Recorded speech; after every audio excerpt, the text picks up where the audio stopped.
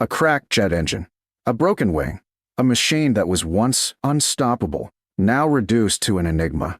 How did the greatest fighter jet the world had ever known come to rest on the tarmac, its engines cold and lifeless, its future uncertain? Was it just a matter of time before they all gave up on it? If you believe in the power of perseverance and the unexpected heroes who rise when it seems like all hope is lost, hit that like button and subscribe now. You won't want to miss how this story unfolds. The F-22 Raptor was supposed to be the tip of the spear, America's pride, a high-tech marvel of engineering that promised unrivaled air dominance. When it first roared to life, the world watched in awe as the jet soared above the clouds, its stealthy silhouette cutting through the sky with deadly precision. But now, in the dimly lit hangar, it was nothing more than a broken machine, surrounded by frustrated mechanics, each of them silently acknowledging the failure that loomed overhead. Captain Jason Hayes stared at the Raptor, his jaw clenched and his brow furrowed. The jet had been on the ground for days now, its systems sputtering, its once impressive avionics flickering with errors. No one could figure out why. The mechanics, each one a seasoned expert, had been at this for what felt like an eternity. They had tested, they had tried, and yet every fix only led to new issues. The Raptor, the very symbol of American air superiority, had turned into a puzzle that no one seemed capable of solving. Hayes stood at the edge of the tarmac, watching the men and women who worked tirelessly to get the jet back in the air. There was a growing sense of resignation in the air, a silent admission that perhaps this aircraft, with all its complexity and sophistication, was simply beyond their reach. The mechanics, once eager to tackle the challenges of maintaining the F-22, were beginning to talk in hushed tones. "It's not just the engine," one mechanic muttered, his voice tinged with frustration. "It's the wiring, the sensors, hell, maybe even the software." His words were filled with doubt, and yet, they seemed to carry the weight of a truth no one was willing to fully admit. The Raptor was broken in a way they could not fix. There was no clear cause, no obvious solution. They had tried everything they knew, and it wasn't enough. The jet sat there, silently mocking them with its polished steel and the promise of untold power. But no matter how hard they tried, they couldn't get it to fly. It wasn't just a mechanical failure. It was a personal blow to every one of them. Each mechanic had spent years learning the ins and outs of cutting-edge technology, training for moments like this. They had worked on countless aircraft, each one unique in its own right, but the F-22 was something else entirely. It was an obsession, a testament to everything they had worked for, everything they had become. And now, it was broken. Each test, each attempt to bring it back to life, felt like a strike against their collective pride. "Maybe we just need to face facts," one of the older mechanics, Sergeant Mitchell, said with a sigh. His voice was gruff, but it carried the resignation of someone who had seen too many battles lost. "We've tried everything we can. Maybe this is just the end of the line." Captain Hayes couldn't accept that. He couldn't bear the thought of walking away from the Raptor, especially after all the effort that had gone into keeping it in service. The jet's systems were unlike anything he'd ever encountered, and the constant breakdowns had become an exhausting cycle. Each day was filled with more failure, more frustration, and less faith. Still, as the captain of the base's elite fighter squadron, he had to lead by example. He couldn't afford to show weakness or doubt, not now. Not when the entire unit was on the verge of giving up.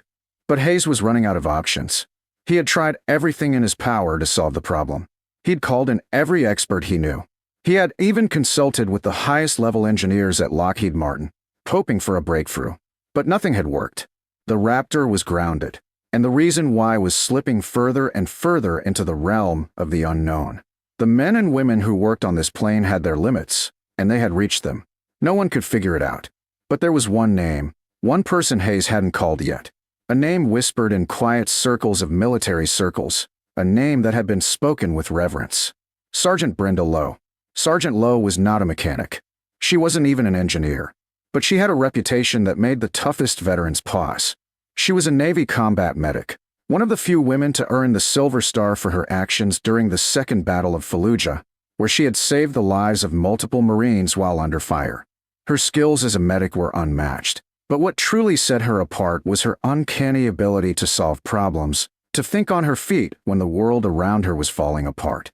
Hayes had heard the stories about her quiet strength, her relentless drive, and her ability to tackle the impossible. He wasn't sure how she could help with a broken jet, but desperate times called for desperate measures. The mechanics had given up. The engineers had failed. Maybe it was time to try something different. He placed the call.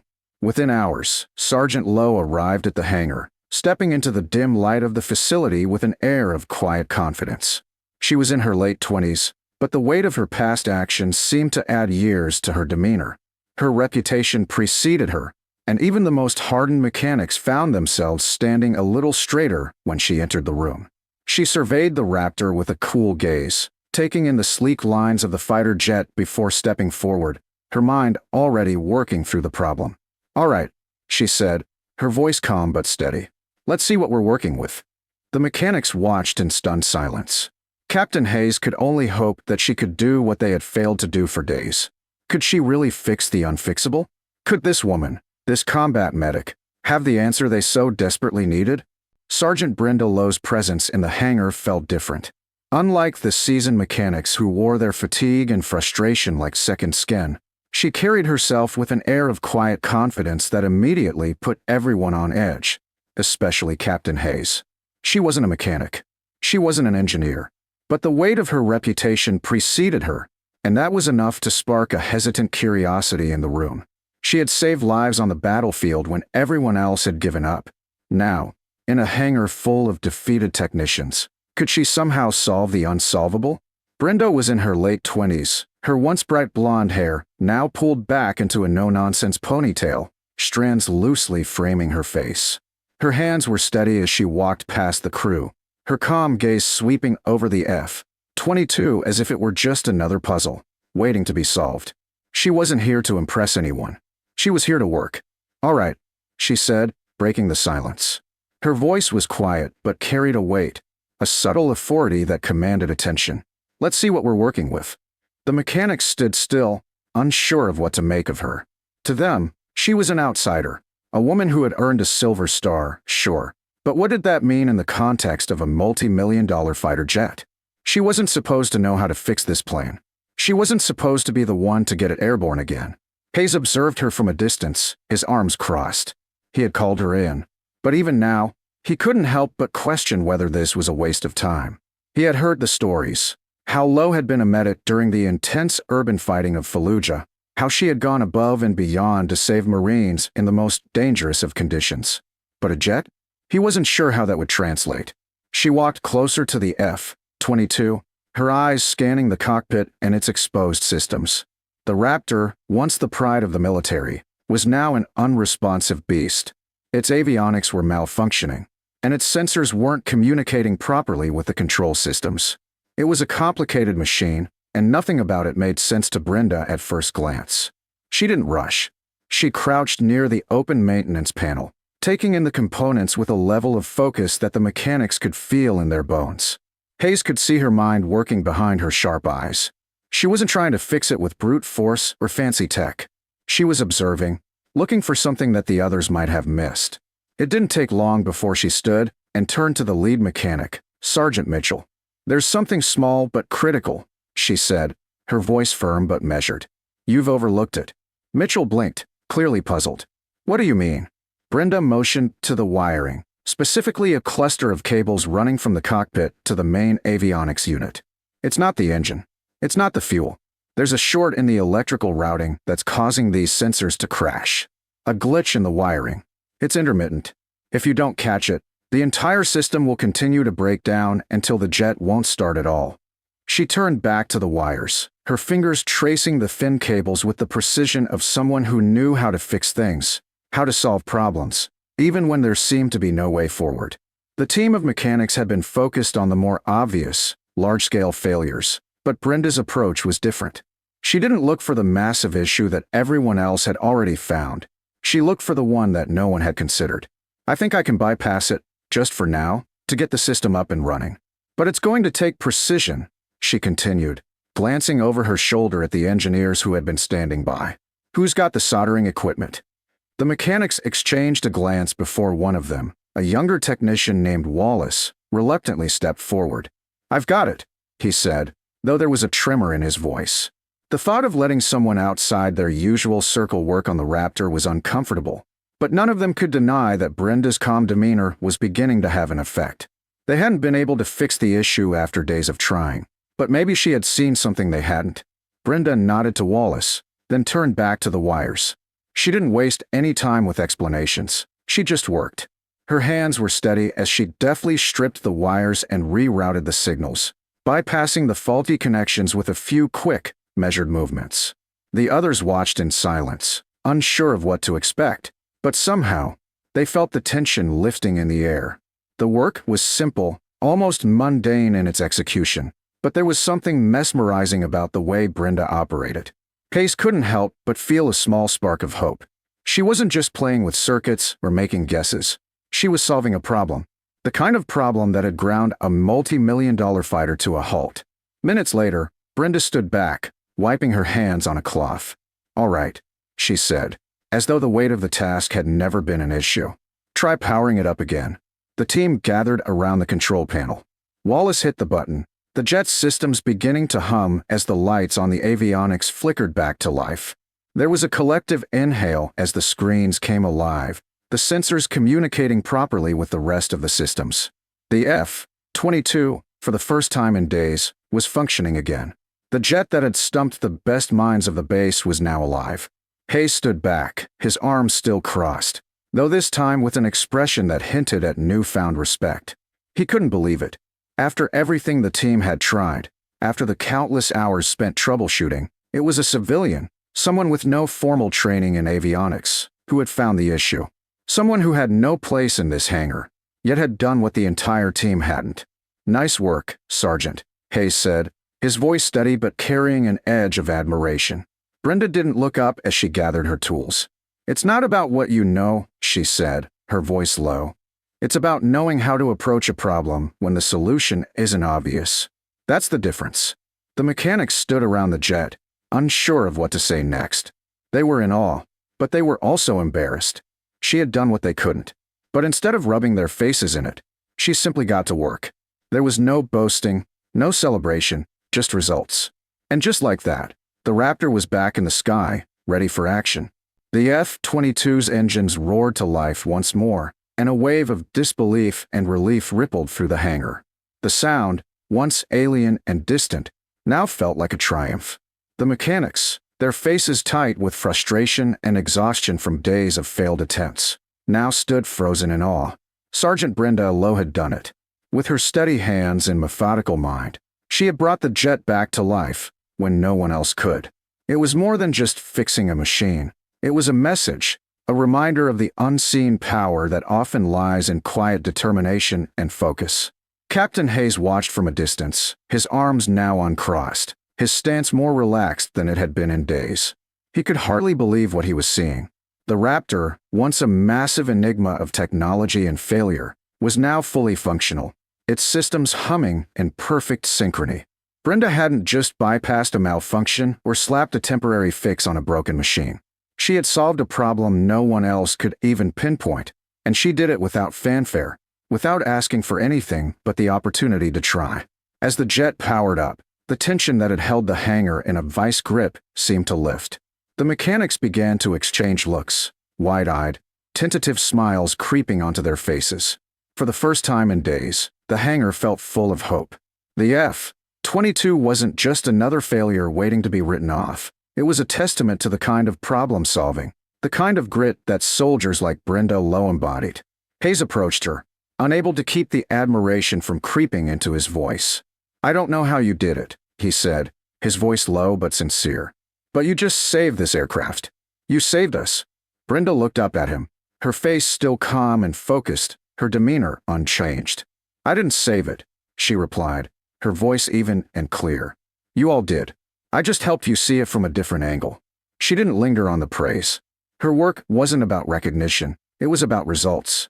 About showing that when a team is willing to step outside the box, solutions often present themselves where there seemed to be none. The crew stood around the F-22, slowly coming to terms with what had just happened. Sergeant Mitchell, who had been one of the loudest skeptics when Brenda first walked in, stepped forward. He wasn't used to being shown up. especially not by someone who had no formal training in aviation mechanics. But there was something about Brenda's calm confidence that made it impossible to dismiss her. "I didn't think it was possible," Mitchell said, his voice softer than usual. "But you figured it out.